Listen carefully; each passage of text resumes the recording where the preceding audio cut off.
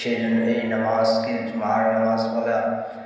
আজকে ভিডিওতে আমরা জুমার দিনে গুরুত্বপূর্ণ 11টি আমল সম্পর্কে আলোচনা করব ইনশাআল্লাহ।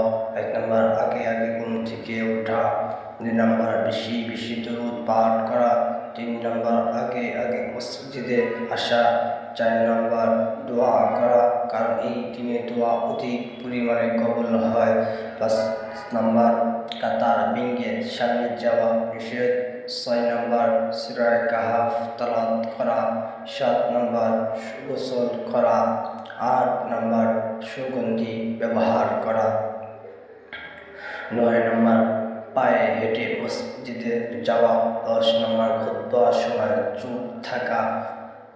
11 নম্বর, তাহিয়াতুল মসজিদ আদায় করা। আল্লাহ সুবহানাহু ওয়া তাআলা আমাদের সবাইকে এগুলো যথাযথভাবে আমল করার তৌফিক দান